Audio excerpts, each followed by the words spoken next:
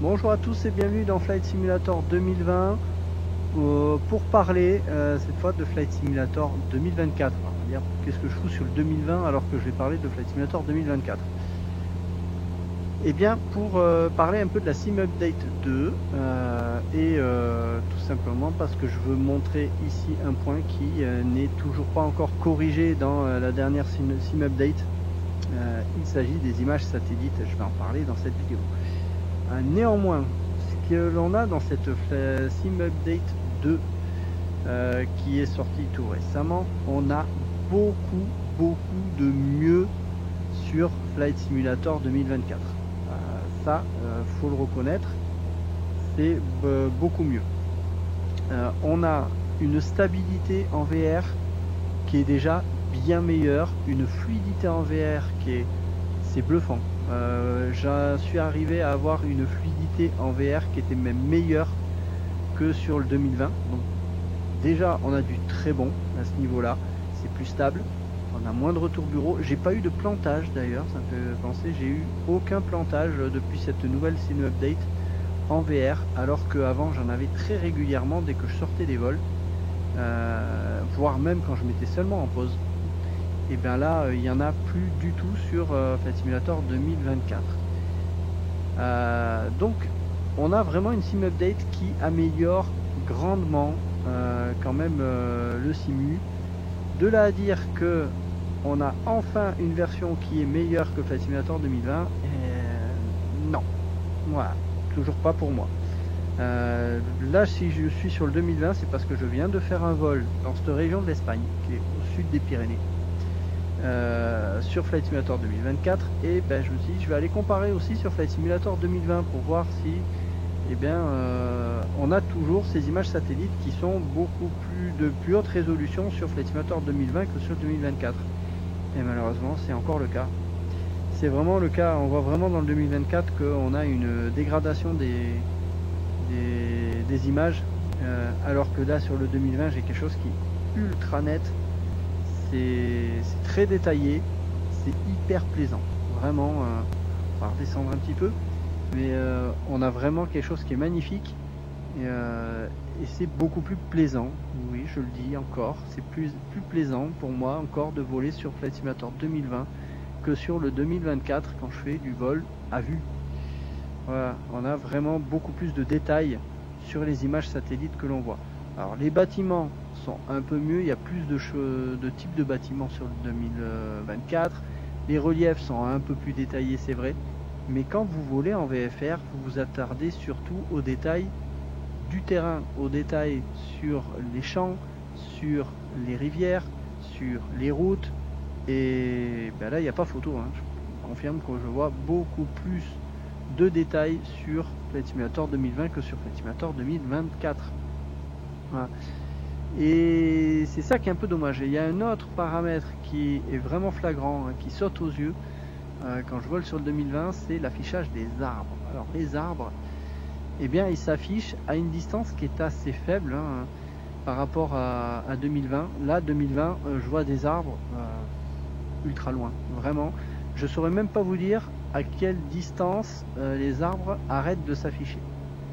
Parce qu'après ils sont tellement loin et tellement petits que je saurais pas vous dire si c'est vraiment des arbres ou si ça fait partie de l'image satellite. Alors que sur Flight Simulator 2024, ben, c'est pas du tout le cas.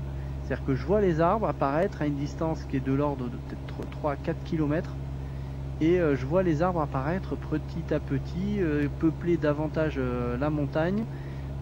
Et donc au fur et à mesure que je me rapproche, ben, la densité des arbres augmente, donc ça en rajoute, il y en a de plus en plus, jusqu'à que quand c'est assez proche de l'ordre de 2 km, ben, on a une densité qui est assez importante. Mais au-delà de ça, eh ben, on voit clairement que la densité des arbres, ben, elle diminue, et on voit clairement la distance à laquelle les arbres s'arrêtent. Et ça, je ne l'ai pas sur Flight Simulator 2020. Là, je vois les arbres sur les montagnes qui sont en face avec les éoliennes, qui est pourtant relativement loin. Donc, alors c'est vrai que si je regarde la falaise qui est juste en dessous là, elle n'est pas super belle. C'est la même falaise sur Flight Simulator 2024. L'IA avait fait un travail d'amélioration avec des textures de rochers. Donc c'est sûr que c'était plus joli. Mais si on sort de ce genre de détails, si vous regardez un terrain qui est relativement plat, il n'y a pas photo. Sur le 2020, ça reste toujours plus joli. Alors il y a beaucoup de mieux, ça c'est quand même une très bonne chose. La fluidité est quand même meilleure, hein. Là je suis à 31 images par seconde, mais j'ai poussé un peu plus les graphismes, faut dire. Néanmoins, il y a eu un travail qui a été fait sur Flight Simulator 2024 en termes de fluidité en VR qui est tout simplement remarquable. À tel point que même en termes de pilotage, je trouve que l'avion est plus fluide et donc c'est plus agréable à piloter. Donc cette fluidité sur Flight Simulator 2024, elle fait réellement plaisir, vraiment. Néanmoins, il y a toujours ces images satellites. C'est vraiment ce point, moi, qui m'embête depuis sa sortie, d'avoir des images satellites qui sont moins belles sur Flight Simulator 2024, alors que sur 2020, on a quelque chose qui est beaucoup plus joli. Voilà. Donc, voilà, il y a beaucoup de mieux en termes de stabilité. Pour moi, la version que l'on a actuellement, c'est la version qu'on aurait dû avoir à la sortie du jeu. Vraiment, on aurait dû avoir cette stabilité et cette fluidité. Bon, on l'a aujourd'hui, tant mieux, mais c'est quand même dommage d'avoir attendu à peu près 8 mois après la sortie pour avoir quelque chose qui est